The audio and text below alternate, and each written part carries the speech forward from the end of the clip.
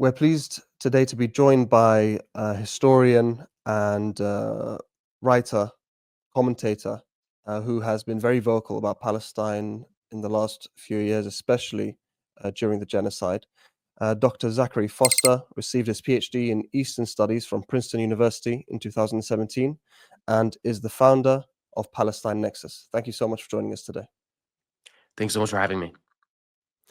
I'd like to start at the beginning, actually, in terms of your interest in Palestine, being an American uh, with a Jewish background, and what brought about your interest in Palestine? Start studying it. Well, I grew up in a Jewish environment, going to Jewish schools and Jewish summer camps and Jewish youth groups. And I traveled to Israel with my Jewish youth group in high school and then spent a semester abroad in college at the Hebrew University in Jerusalem. And it was for those reasons that I got interested in Israel. But I think the curious person that I was, the more I learned about Israel, the more I got curious about Palestine. And this really started when I was in a Hebrew language class with half Palestinians. And for the first time in my life, got exposed to Palestinian culture, Palestinian history, Arabic, and wanted to dig deeper. And I think the short of the story is that the digger you deep, the more, especially when you're studying the history of Zionism, the more critical of Zionism you become, because you discover that every Zionist leader from the 1880s to the 1940s asked themselves the same question, which is, how is it that you establish a Jewish state in a land that is 90% non-Jewish in the 1920s, 80% non-Jewish in the 1930s, and 70% non-Jewish in the 1940s? Well, how is it that you establish a Jewish state in a land that's mostly non-Jewish? Well, they all arrived at the same answer. And there's a brilliant book on this topic by Nur Masalha, published in 1992, called The Concept of Transfer Thinking among the Zionist leaders. And they all arrived at the same conclusion. Ideally, the Palestinians would leave the country voluntarily. Maybe we could incentivize them to leave by buying up land in Transjordan or maybe somewhere else. But most of them realize, no, the Palestinians aren't going anywhere. They're not going to abandon their sources of livelihood. They're not going to leave the country that they've lived in their entire lives and that their parents and grandparents and great grandparents have lived in their entire lives. No, they're going to stay put, and they're also going to resist. They're not willing to subject themselves to domination from a foreign entity, from a settler colonial state. No, they're not going to do that. They're going to resist. And that became very clear to Zionists already in the 1920s, after the Nebi Musa riots in 1920, the Jaffa riots in 1921, the 1929 riots. They knew their project was unwelcome. The overwhelming majority of Palestinian Arabs rejected the idea of living in a state dominated by foreign Jews who had migrated to this country in order to establish an exclusively Jewish state where Jews would have privileges that would guarantee Jewish safety and Jewish security and Jewish prosperity, where Palestinian Arabs were effectively irrelevant. It was too bad that the land was already inhabited by a population. That was the perspective of every Zionist leader from the 1880s to the 1940s. And I think when you realize that the movement that you believed in, that you were taught was some national liberation movement, when you discover that actually the liberation movement that you perceived was liberation actually was based on the subjugation of another people, I think that was the starting point for me to realize, like, this project was born in sin and that it was a deeply unethical enterprise from the get-go. When you started to realize this about the Zionist project and the state of Israel, what actions did you take in terms of educating yourself and maybe taking actions towards figuring things out and possibly to moving against the Zionist project? I think for me, the first, the thing that I wanted to do was educate myself, was study the history, was learn Arabic. And so I spent a couple of years in the Middle East, in Syria and Egypt, spent many years studying Arabic, um, immersed myself in Palestinian history. My PhD dissertation is a study of the origins of a Palestinian identity. I think one of the things that I was struck with was just how much propaganda circulates in the Zionist world and the pro-Israel community. And for me, I approached these questions from the perspective of a historian, just trying to understand the history, because there's just so many myths that are taught to Jews in Jewish communities in the United States, such as there's no such thing as a Palestinian. We've all heard that before. Golda Meir infamously said it in the 1970s. It has been repeated by Bernard Lewis and Mike Huckabee and the who's who of pro-Israel propagandists. And for me, I just wanted to know who these people were. When did they start calling themselves Palestinians, and what was their historical connection to Palestine? And so that was the subject of my dissertation. So that was, I think, one thing that I did I just want to study the history myself. I want to become an expert myself, and so that was definitely one thing. I got involved in some of the campus groups at University of Michigan, where I was an undergrad, and then later at Georgetown and Princeton. Although I think it took much longer for me to really become a very vocal, outspoken activist. I'm not sure I would call myself an activist, but just someone who's outspokenly pro-Palestine. I think it's easy to become pro-Palestine. It's easy to sympathize with Palestinians in the Jewish community if you keep it to yourself. The hard part is when you start talking about it. The hard part is when you start advocating, when you write about the issue, when you speak about the issue, because that is what starts to ruffle feathers. There's a lot of people in the Jewish community, I think, that are basically closet pro-Palestine people. But you start to pay the price when you speak about it openly. And in my case, I think it was in the past couple of years, especially after the May 2021 war, in which the Israeli security forces, it was in early May. First, they violently attacked protesters in Sheikh Jarrah in the Palestinian neighborhood of East Jerusalem, where dozens of Palestinian families are being evicted. They're being pushed out.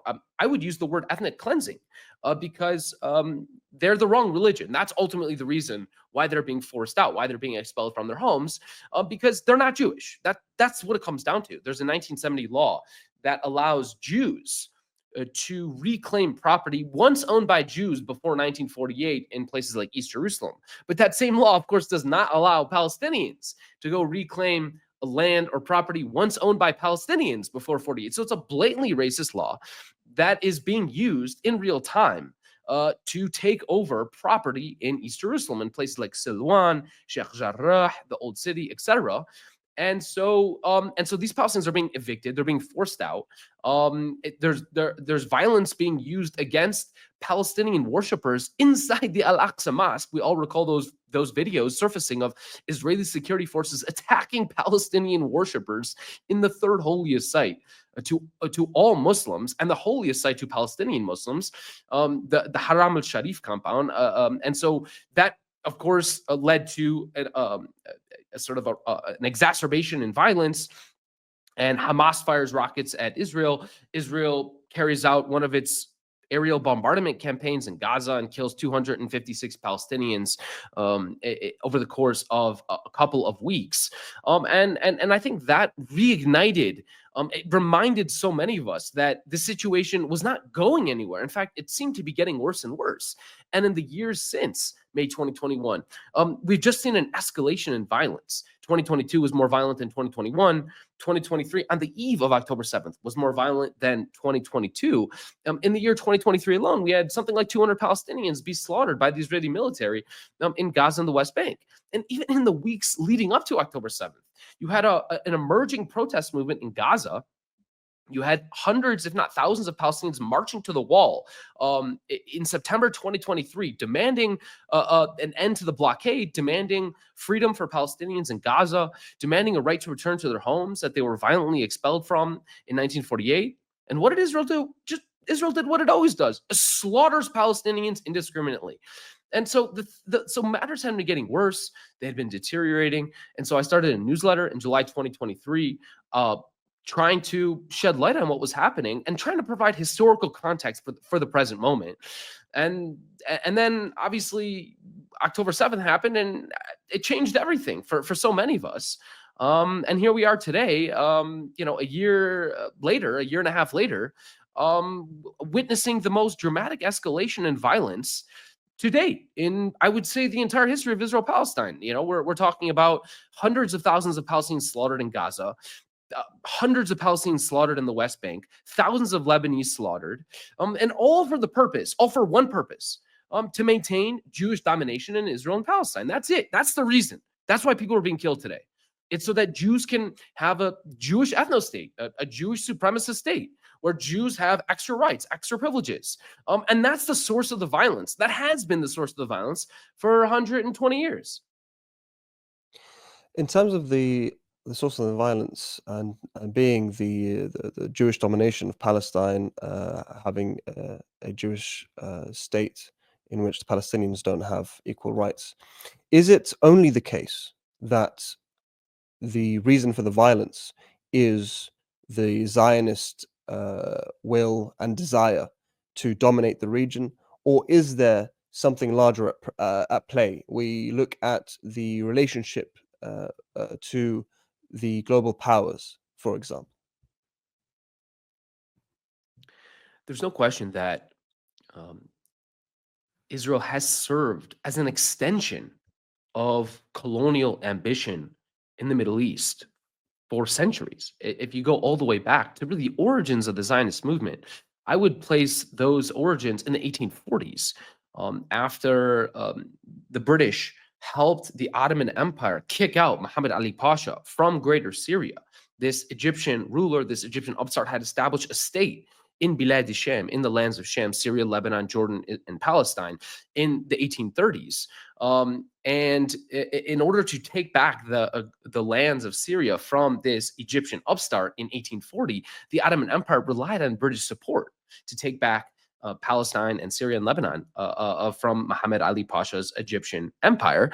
And it was after that reconquest of Palestine and Syria that you get this flourishing of writings in England, among people like Palmerston and other British colonial officials, British theologians, talking about establishing a Jewish state in Palestine for theological reasons, because this would bring about a return, quote unquote, the ingathering of the Jews in Palestine would bring about the second coming of Jesus Christ. Then there would be a rapture. Jews would be, they would burn in hell for all eternity if they didn't accept Jesus Christ as their Lord and Savior. So this theological movement that emerged already in the 17th century in England experiences a revival, and you get dozens, if not hundreds, of British writers. We're talking pastors, priests, colonial officials, lay people writing about a Jewish return to Palestine. And there's a direct line between those theologians and those British colonial officials all the way to the Balfour Declaration in 1917, in which the British government, for its own imperial reasons, primarily, in addition to theological reasons, but primarily for its own imperial colonial ambitions, decides to declare their support for a Jewish state in Palestine.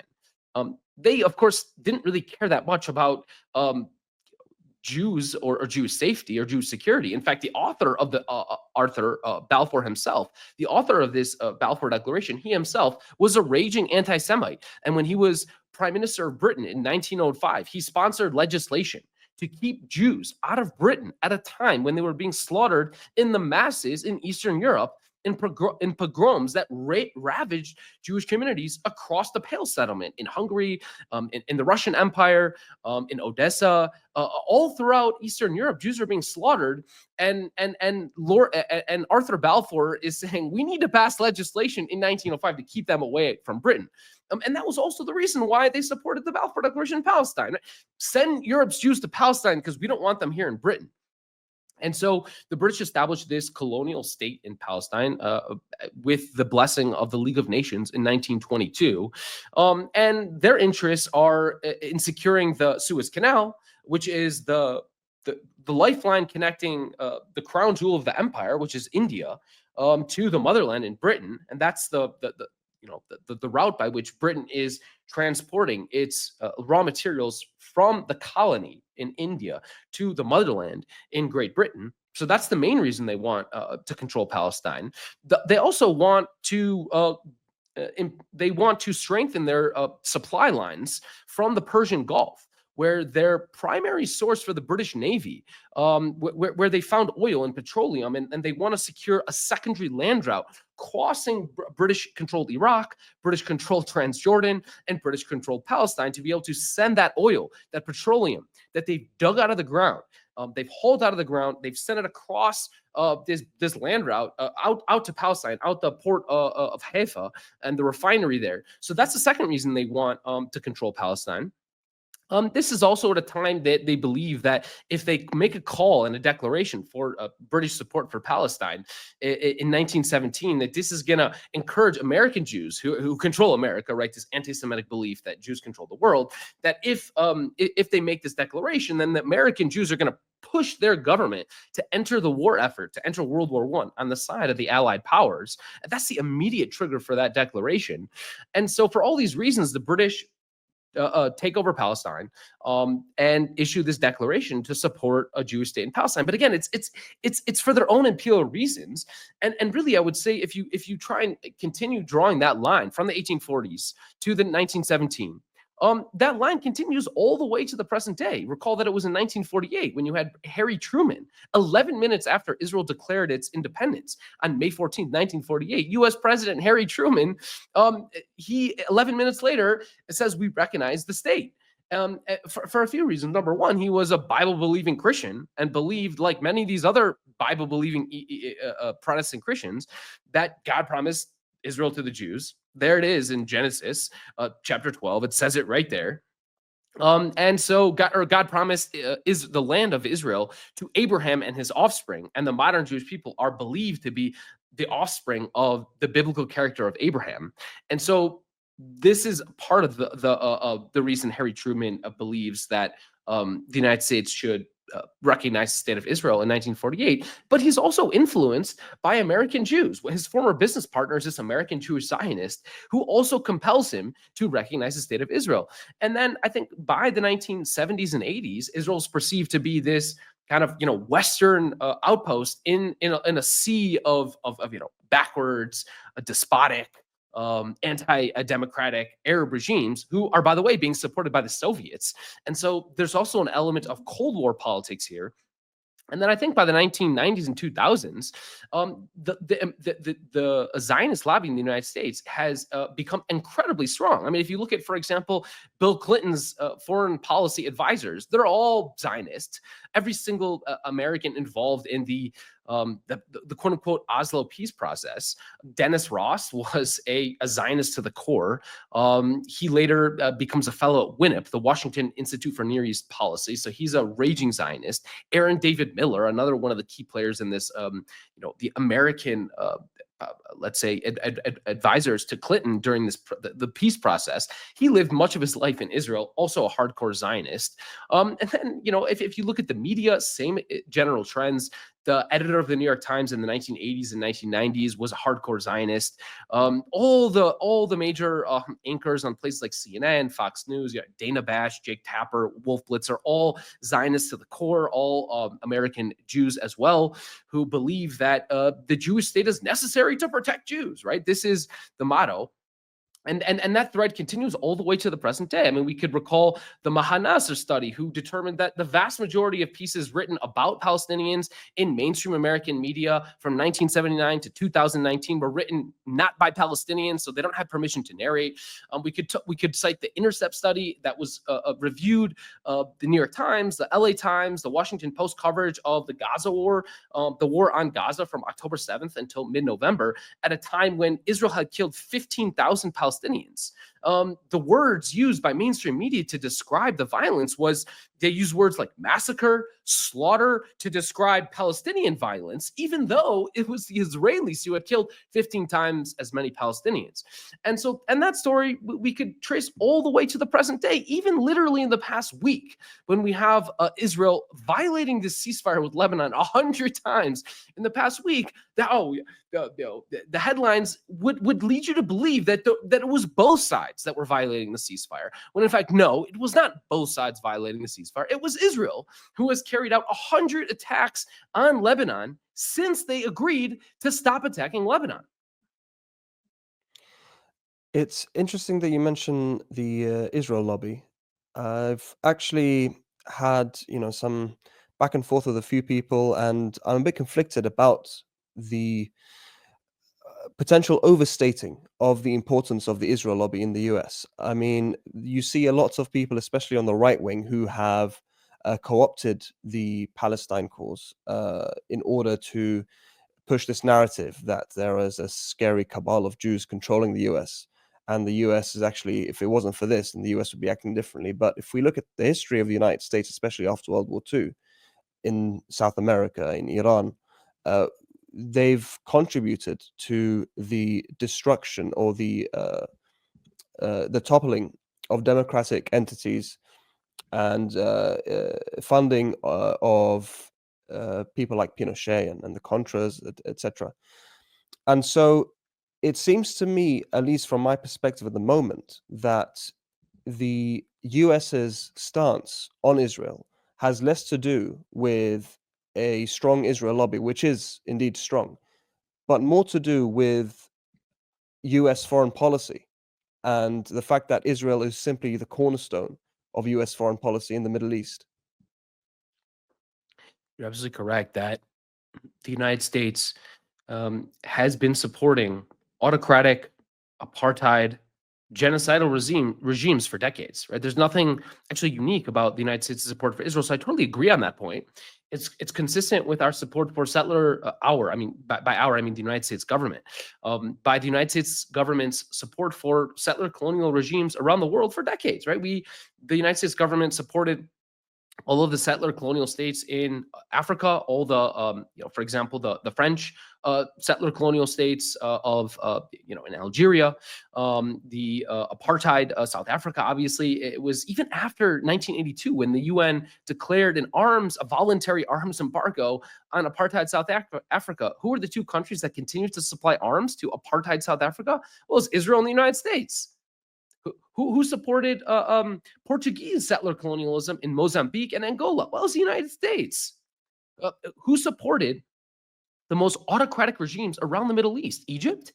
We've been funding and providing billions in aid to Egypt while it imprisons 70,000 political prisoners, the Muslim Brotherhood members. We've been providing arms and support and to Saudi Arabia and the United Arab Emirates, the countries that have carried out a genocidal war in Yemen for the past 10 years. Yemen was the world's worst humanitarian crisis in 2015 and 2016. And who was supplying those weapons? It was the United States. So you're absolutely correct.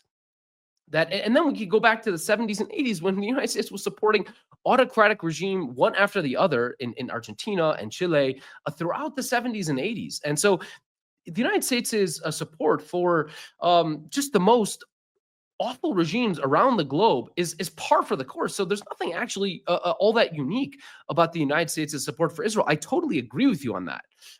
No doubt about that point at all. I would add just one point, which is that I don't think these arguments are in contradiction. I actually think they're quite complementary. I think that it is true to say that the United States pursues its own economic interests, its own political interests, its own geopolitical interests around the world, whatever it perceives those interests to be. But I would make one caveat though, which is that I do think the lobby comes into play when, especially at a time when it's at least in my view, it's pretty clear that this is not in our own interests, right? If you look at American bases, for example, in places like Jordan and Syria, they are being targeted right now. We even had an American soldier that was killed in, I believe it was in northern Jordan or southern Syria, just a few months ago. American soldiers are dying right now because of our support for Israel's genocidal war on Gaza. And it's not just our soldiers that are dying; it's our own military bases. We are moving fleets around the globe. We are having to reposition our troops. We are having to spend billions and billions of dollars on this. I mean, we just sent $18 billion to Israel at a time when we have our own flood victims in places like North Carolina who are not being given enough support by our government. And so here, I think when you really zoom out and ask yourself, is it true that the United States supports autocratic, apartheid, and genocidal regimes around the world? The answer is obviously yes. But is it also true that our support for Israel is costing us lives? It's costing us money. It's completely wrecking our reputation. It's making a mockery of the so-called rules-based world order. And this has become totally apparent to everyone. We're at a mask-off moment where our support for Israel is truly and deeply endangering our political and our economic interests around the world. And so I think that is where the lobby comes into play. I think the lobby is pushing America and is pushing United States congressional members. It's pushing the United States executive branch, be it Biden, be it Harris, be it Trump, whoever, be it Obama, be it George H.W. Bush, be it George W. Bush, be it Bill Clinton. So these individuals, I think, are being pushed in that direction, even though now it's become increasingly obvious that this is not a country that is acting in our interests. Is it the case that the State of Israel, the Zionist entity, is a very important component of the US empire? And should the Zionist entity fail, dismantle, however, its end comes about, should that happen, does the house of cards, that is the American empire, come falling down? And is this why the Americans are so adamant to keep funding the genocide? You're certainly correct to point out that this has been a real blow to U.S. empire. I think when you think about what is it about our empire, the United States empire, that has has brought American citizens on board, that has uh, basically made it possible to carry out, to have 180 some odd military bases around the world, to be supporting these proxy wars all around the world, to have this bellicose, belligerent rhetoric around war with China, war with Russia, war with Iran, war with Hezbollah, war with the Yemenis. Why are we so belligerent? And how is it that Americans are on board with this, knowing how much of a failure our military enterprise, our military interventions have been in Iraq, in Afghanistan, wherever you have these American military extravaganzas around the world, they just continually result in failure for decades. I mean, when was it? Can you recall an American military intervention that has resulted in some kind of successful outcome? I mean, we had Libya. That was a catastrophe. Libya is a failed state now. Vietnam, look what we did to that country. Look at what we did to Korea going all the way to the 50s. Look at American military involvement around the world. It's just a case study in failure after failure after failure. I mean, we haven't even mentioned Iraq, where we slaughtered 1 million Iraqis and left the country in ruins. So the United States, and then look at Afghanistan. After 20 years of military occupation, the same people that we overthrew in 2001 are back in power. So here we are, in a situation where I think American military involvement around the world is just a case study in catastrophe after catastrophe, at a time when Americans are actually suffering, when we've had very high inflation that is not going down, when your average American is living paycheck to paycheck, when all of the all of the new wealth created in this country is basically going to the top 10%, really the top 1%, really the top 0.1%. And so I think, at a time when we should be winding down empire, when we should be wrapping up all these catastrophic military engagements abroad, here we are expanding our military footprint around the world. I don't think I answered your question though, and I got a bit sidetracked though. So if you want to just circle back and kind of refocus my attention, please go ahead. I'd actually like to maybe ask a slightly different question so that we can move on to a different topic, which is that, is it time for the Americans to give up the role of the world's police officer? If that's the case, what is the potential alternatives, and how do Americans go about achieving that? This idea that we should be the world's police, that we should be enforcing somehow rules. What rules are we enforcing? I mean, we're not enforcing international law. We are culprits we are actively violating international law by arming and supporting a country that is carrying on a genocide and whose leaders have arrest warrants, have outstanding arrest warrants. So no, we should not be. We should be winding down our military involvements abroad. We should be ending support for autocratic regimes and genocidal regimes and settler colonial regimes and apartheid states. And that all of that is absolutely correct. I think that this support for these governments like Israel is going to cost us not just the $19 billion that we've already given them in the past year, and that seems to be now we're on a new trajectory. Now, we used to give 3.8 billion a year. Now it looks like we're going to need to be giving 19 billion a year. I mean, it's just absolute insanity. So no, we should not be supporting these settler colonial apartheid states. We should not be supporting genocide. It is not in our interest. And I think when you really zoom out and ask yourself, like, what is going to come of this? Eventually, there will be a ceasefire in Gaza. Eventually, the genocide will come to an end. Eventually, the war in Lebanon will end. Eventually, the war between Israel and Iran will hopefully come to an end as well. And what will happen as a result? Americans and Israelis will be living in a permanent state, in a heightened state of danger for the foreseeable future, because violence breeds violence.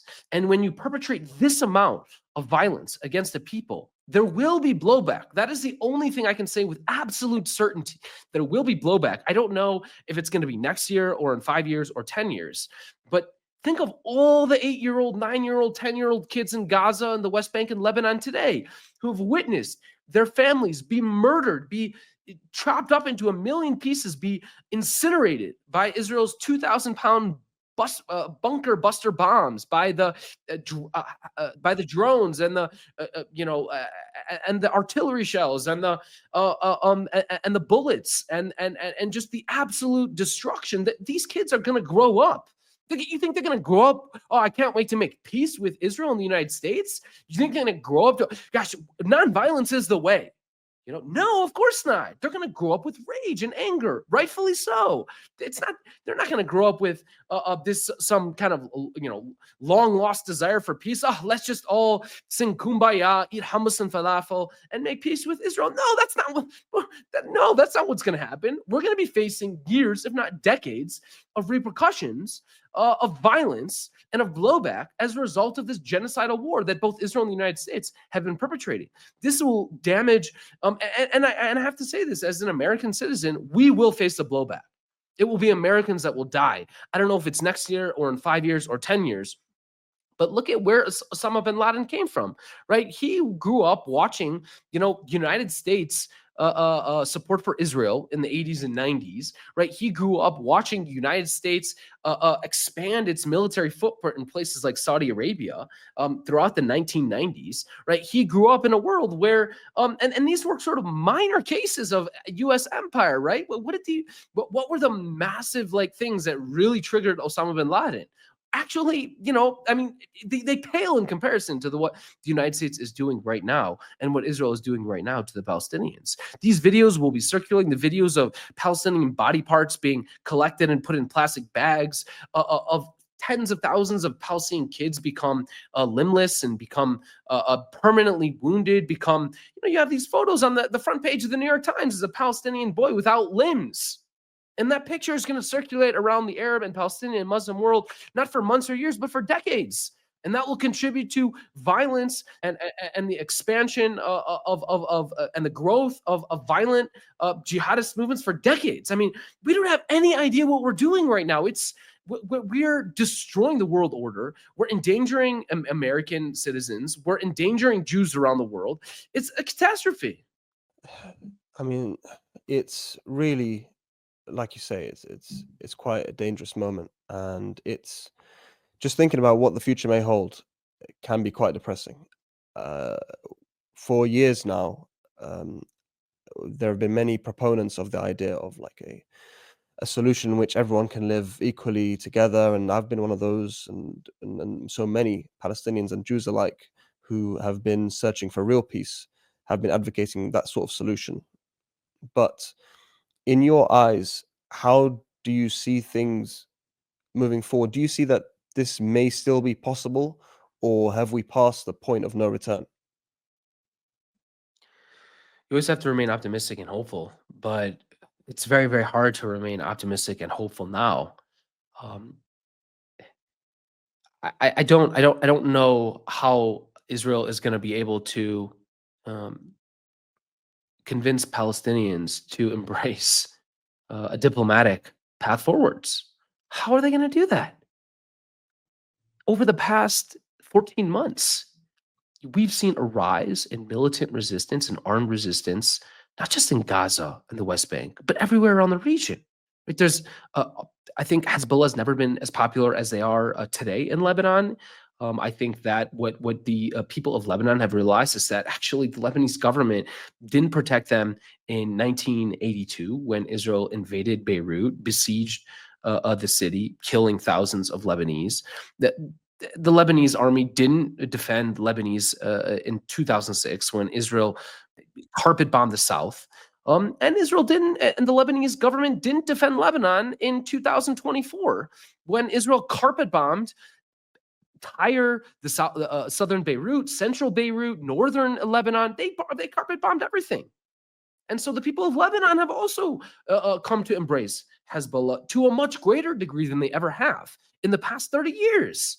So what has Israel done in Lebanon? They've strengthened the armed resistance group that is its main adversary. What has Israel done in Gaza? You think when Palestinians look at what they look at the videos being released by Palestinian Islamic Jihad and the Al Qassam brigades, they see those videos of a Qassam fighter firing a rocket propelled grenade at an Israeli tank, and what do they think when they see that video? What you think they think to themselves? Oh gosh, too bad those Israeli soldiers got killed. Wow, I feel so bad for the army carrying out a genocide, trying to starve me to death. It's such a tragedy to see those soldiers die. You think that's what they think to themselves? No, they've embraced militant resistance and armed resistance to a much greater degree and to a much greater extent than they ever have in the entire history of the Israel-Palestine question. Armed resistance has never been as popular today in Gaza or in Lebanon or in the West Bank. Let's talk about the West Bank, where on the eve of October 7th, you had the Lions Den in Nablus, you had the Jenin Brigade in Jenin. So you did have, you already saw armed resistance on the rise, again, owing to the turn to the right and the fascist government in Israel that was promoting pogroms and settler violence and an intensification of the Israeli military occupation, right? This was a very violent period for Palestinians in the West Bank. And so armed resistance was already on the rise in 2021, 2022, and 2023. But what has happened since October 7th? You have armed resistance everywhere in the West Bank. It has spread everywhere. You have new groups, in my understanding, you have at least 10 different fronts in the West Bank. You have Palestinians resisting in every single refugee camp in the north, not just in Jenin and Nablus, but also in Tubas, also in Tulkarem, also in Nur Shams refugee camp. You have militant resistance everywhere. Also in the south of the West Bank, you have fronts. You have increased attacks on settlements in places like, the settlements like Har Bracha or Beit El, all these settlements that are sort of touching and right on the edges of Palestinian population centers, encroaching on their land. These settlements have faced more attacks than they have in recent memory.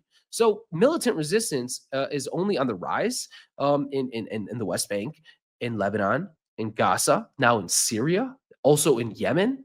And you wonder, is armed resistance going to come? You wonder, is the Egyptian government going to fall? Is the Jordanian government going to fall? You think the people of Jordan are happy with what Jordan has done and Jordan's essentially total support for the state of Israel, unwillingness to do literally anything to put an end to the genocide? I think that we're entering a new period in the Israel-Palestine question where diplomacy and peace talks are have completely are going to be completely. I think there won't even be a pretense anymore. I think for the past 20 let's call it 30 years, since 1993. So really 30 years, there has been this pretense of these ongoing talks. Oh, I mean, they go back all the way to Camp David, right? That was the first real moment where we're going to solve the conflict. We're going to negotiate the final status issues. Well, that failed. 2001 in Taba failed. 2007-8 in Annapolis failed. The John Kerry talks in the 2013-14 period failed. And after that, there was this sort of pretense, but now the pretense is gone. There's no pretense at all. There's no hope for a negotiated solution anymore. There is almost certainly going to be continued armed resistance against the state of Israel for the indefinite future. The fact that you mentioned the Oslo Accords is interesting because, like you said, the hope for some sort of negotiated settlement seems to be completely gone.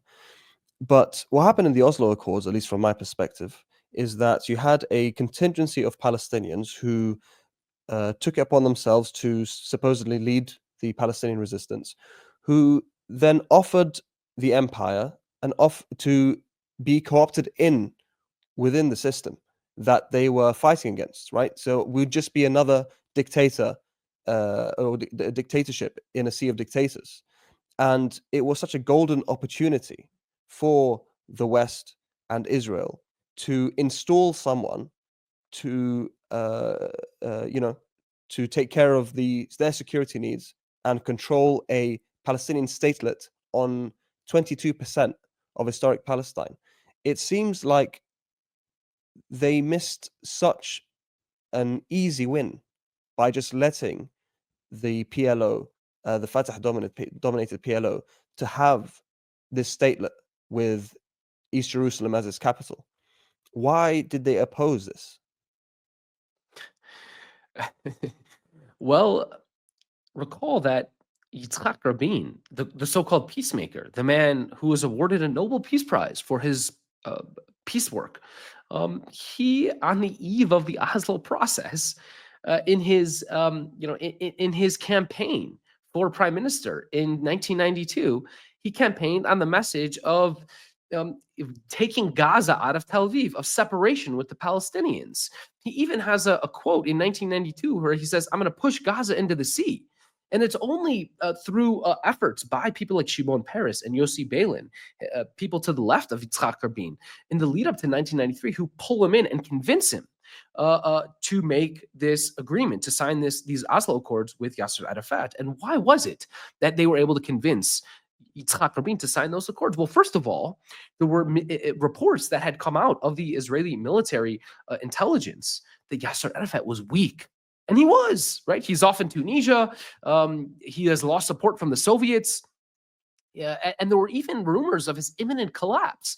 And this was sort of music to the ears of Yitzhak Rabin, who had always, and the Israelis had always wanted compliant, weak Palestinian counterparts. This policy goes all the way back to the 1970s and 80s, when Israel spun up these village leagues in 1978 in response to sweeping victories by PLO-backed candidates that supported the PLO in municipal elections throughout the West Bank and the Gaza Strip in the 1970s.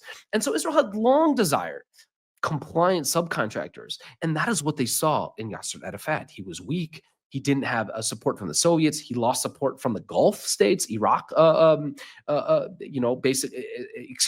he backed Saddam Hussein's invasion of Kuwait, he lost support from some of the Gulf states that had previously been sending money to the PLO. So Yasser Arafat was weak. And he was desperate. He was off on the sidelines. The center of attention now was in the occupied territories during the first Intifada, when it was not the PLO that rose up against Israel's brutal military occupation. It was the Palestinians in the occupied territories who rose up.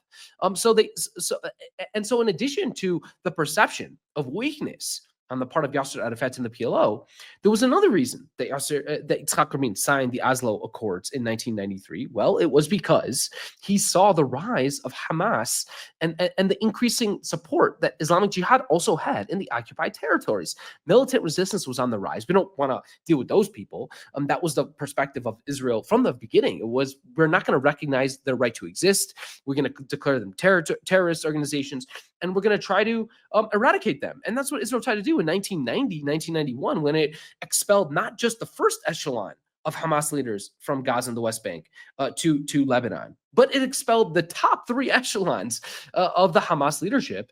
They expelled them to Lebanon, where they found common cause with Hezbollah, and that is actually I would say the origins of the Hezbollah-Hamas alliance, was when Israel had the brilliant idea of exiling all these Hamas leaders to Lebanon.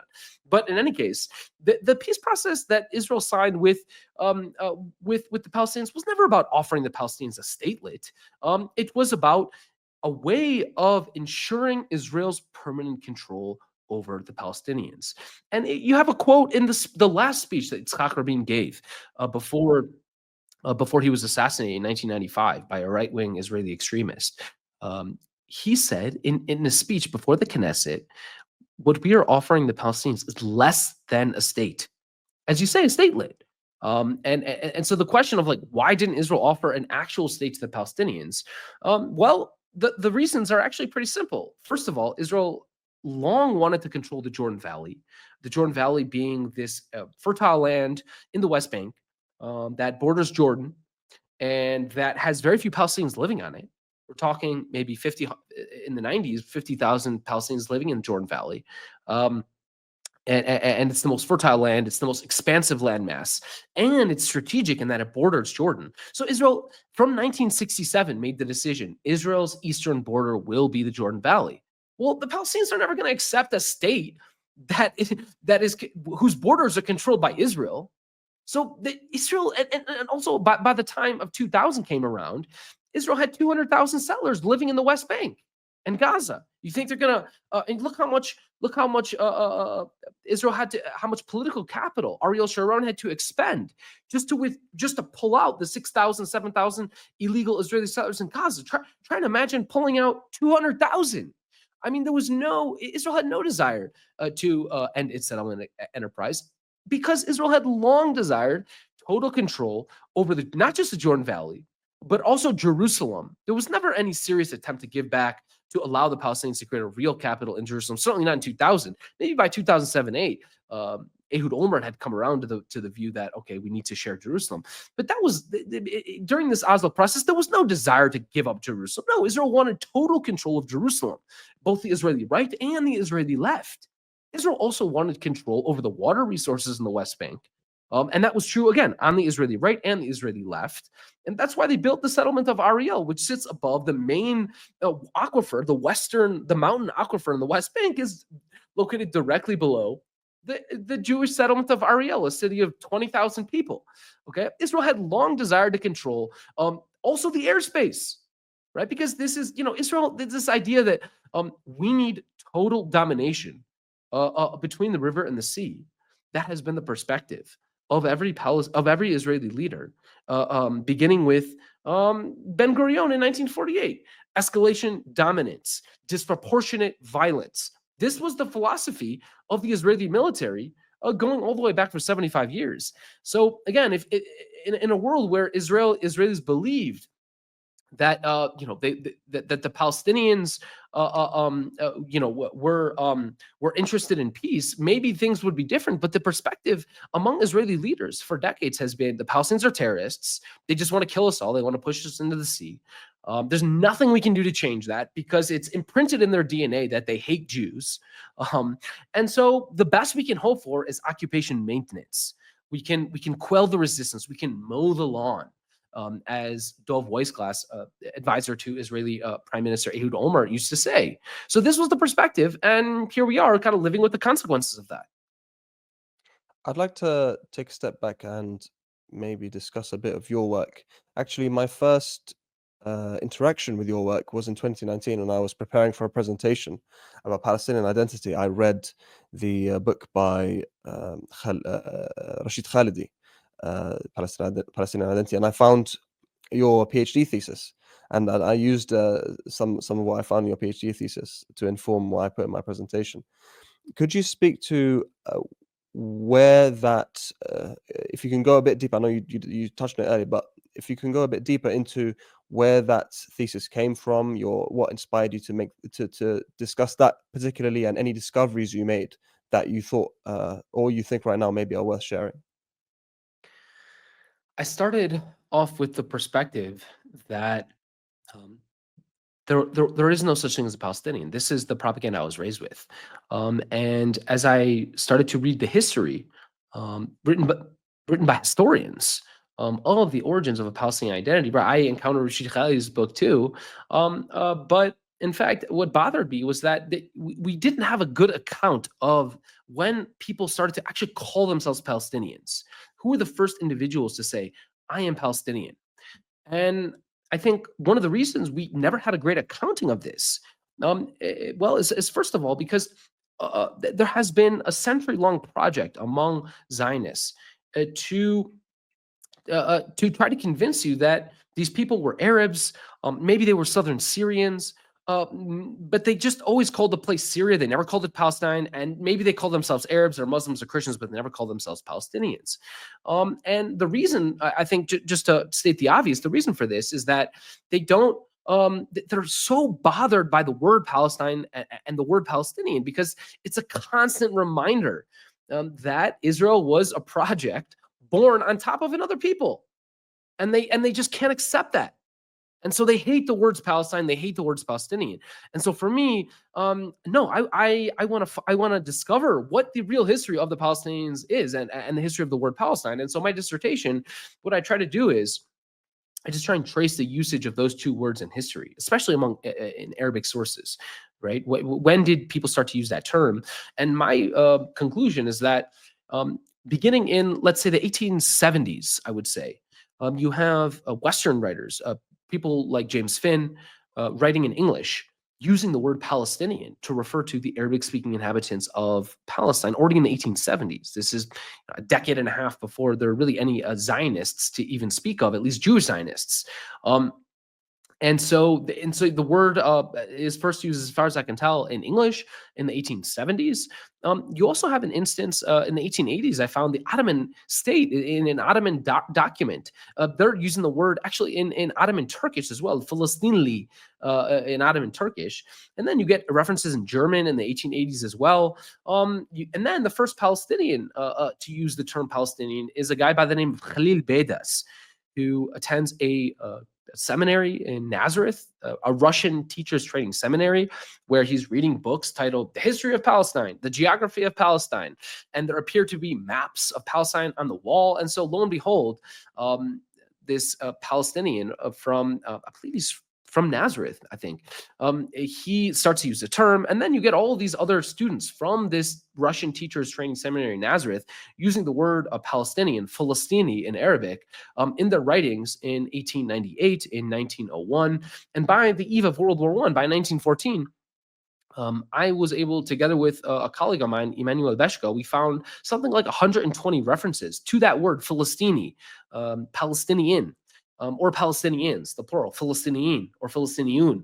We found something like 120 references to that term in Arabic sources, in newspapers, in journals, in magazines, in books from 1890s to 1914. And of course, the word Palestine. So that's kind of the history of the word Palestinian. The history of the word Palestine is also has a much longer history, I would say. And the history of the idea of Palestine, goes back to the early Islamic period, when the Muslim conquerors adopted the Byzantine usage, adopted Byzantine words and Byzantine administrative districts.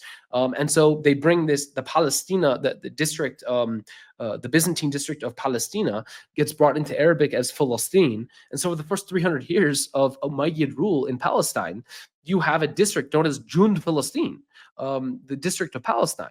And then what you have is, even after the Crusader conquest, after the 11th century, you have the continual usage of the word Palestine, even though it's not a political unit in the Ayyubid states or the Salah ad-Din Empire or the later Mamluk and Ottoman states. They don't use it for administrative purposes, but the word appears over and over again in Arabic sources because you have Muslim writers citing earlier texts of their tradition, and the earlier texts of their tradition are using the word Palestine for the same reason you and I are going to use the word Mesopotamia or Phoenicia, because those were the words used at an earlier period. And so even though we might not call Palestine, even though we might not call Iraq Mesopotamia. Even though we might not call Lebanon Phoenicia, we still have heard of those words and we still use them to refer to these places in the appropriate contexts.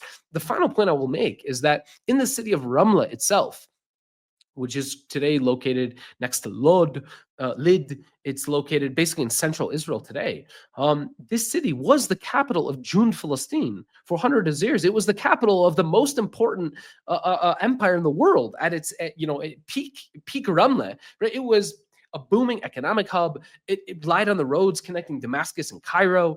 And so for that reason, the people of Ramla, in my estimation, even long after the term stopped being used at the political level, the people of Ramla and its surroundings, I would say, to a lesser extent in places like Gaza or Jerusalem, but Ramla was the epicenter. And in Ramla, you have, for example, a 15th century scholar. On his tombstone, it's written, he is a scholar from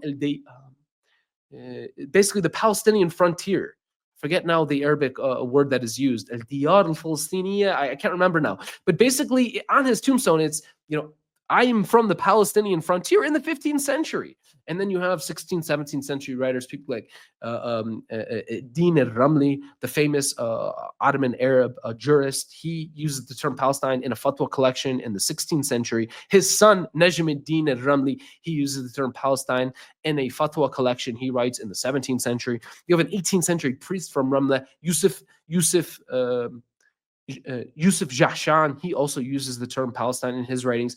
And then, and all the way up to the 19th, 20th centuries, people from Ramla remembering that term, Palestine, calling the place Palestine, calling their homeland Palestine already in the 16th, 17th, 18th, and 19th centuries.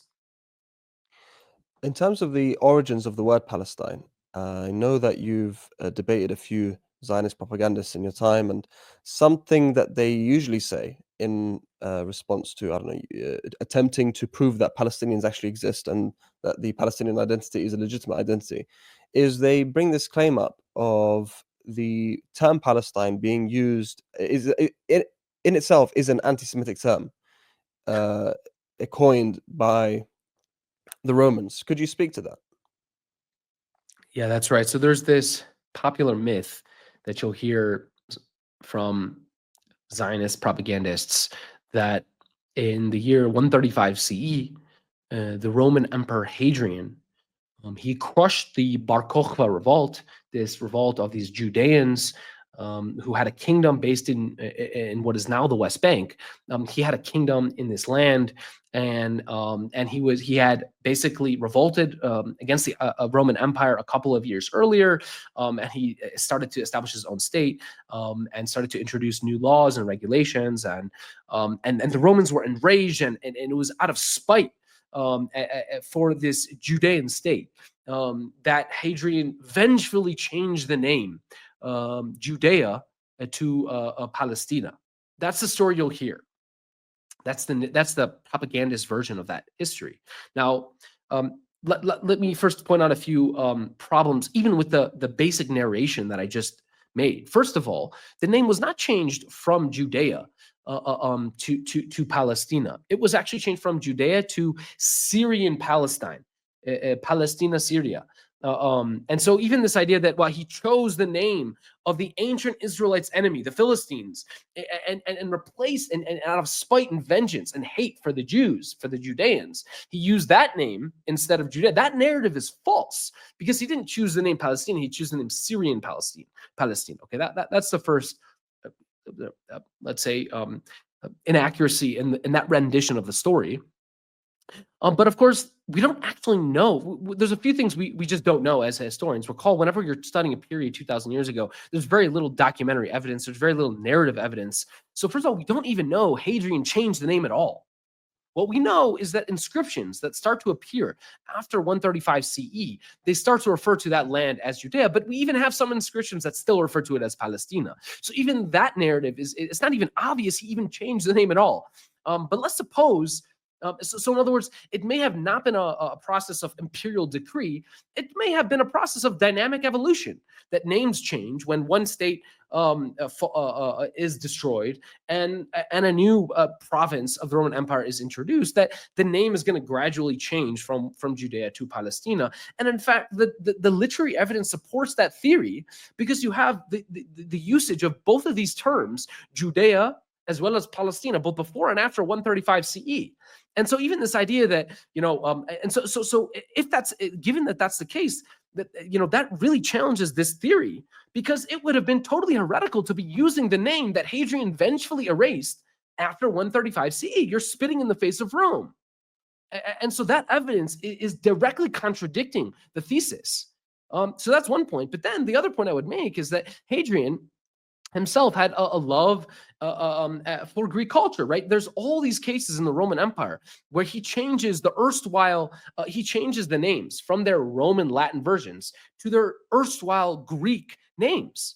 So he does this all around the empire, in places like Macedonia and elsewhere around the empire. So there's nothing actually unique about this name change, even if you want to assume it was a name change rather than dynamic evolution. So there's all kinds of problems with this theory. And again, it's just a theory. It's a hypothesis. We don't actually know if that's true. And yet it is stated as, divine truth, almost, without any questioning whatsoever. It is stated as a fact by propagandists, even by historians who just accept this theory as true, even though, as we said, there may be multiple other explanations for what happened. And as we said, it may not have even been an imperial decree. It may have just been a process of dynamic evolution. I'd like to ask you about these debates that you've done. What would you say is the reason you started doing them? Are they something that you still do? These debates, which debates are you referring to? Sorry. I don't know. I feel like I've seen you on multiple debates, debating multiple Zionists. I know there was one with that guy. And he shares your name. Okay. He was one of Gotcha. them. That's right. Well, look, I think I've been criticized by people in the Palestine solidarity community for debating with people who don't recognize Palestinians as human. Now, I think my view has long been that we need to change the Jewish community in the United States and the Zionist world more generally from within. And there's no better person better place to do that than someone who knows the propaganda, who has spent years and years of their life debunking it, who knows the history, and who isn't afraid to ruffle some feathers in the community. I think it's tremendously unfortunate to have to ask people like Palestinians to, I would never ask a Palestinian to go have to prove their humanity in front of, Zionist propagandists. No, that's not on them. That's on us. We need to work within our communities, and so for me, I don't. Look, I would also say it's also important for Palestinians to speak to these communities. I do reject this view that any kind of engagement with Zionists is normalization. No, looking at my own history, it was my first encounter with Palestinians in what was effectively a Zionist environment in a Hebrew language class in an ulpan at the Hebrew University of Jerusalem, an institution that supports Israeli soldiers, sponsors fundraisers for Israeli soldiers. Right? In that kind of institution, I was first exposed to Palestinians. And so maybe my transformation would have never happened had it not been for that. And so I do not, and this is just owing to my own personal experiences, I think these types of encounters are very important. I think that Jews can be, Zionists can be brought on board. I think that there is this kind of deep sense of social justice and of equality that Jews feel, right? People being subject to so much discrimination and persecution over so many decades and centuries, we are open to other people's suffering. We have empathy. I mean, Abraham Joshua Heschel stood side by side with Martin Luther King, right? We have a long tradition in our communities. And so I do think there is an opening. We can reach people. We just have to try. We have to work hard. We can't just close the doors. We can't just reject them because they're, normalization and, Zionism, and of course we reject those things, but we have to engage. On a final note, could you speak to us a little bit about Palestine Nexus, how you started it, and the kind of work you're doing now? Well, Palestine Nexus began as a digital archive. I started to upload maps of Palestine, documents relating to the history of Palestine and the Middle East, uh, that I had collected for my own research purposes, and figured there was potentially broader interest in some of these very unique maps published in atlases and that I found in archives or just bought in a antique bookstore, right? So I felt like some interest in these materials. And then I think at some point I wanted to not just uh, create a digital archive, a repository of documents and maps, but wanted to write and wanted to teach. And so started to publish the newsletter, um, and then began teaching courses. And I've taught a course, kind of an Israel Palestine 101, trying to understand the history of the Palestine question from the 1870s to the present. And then I've taught another class, just launched that a few weeks ago, called Zionism 101. Again, a history of Zionism. I start the Zionism story in the 16th century, but I think most of the course obviously picks up in the late 19th century when Jews first began to embrace Zionism. And I think the broader mission of Palestine Nexus is to provide historical context for the present moment. It's that every one of these headlines you read today, Israel is torturing Palestinians in these torture dungeons. Well, guess what? That has a long history.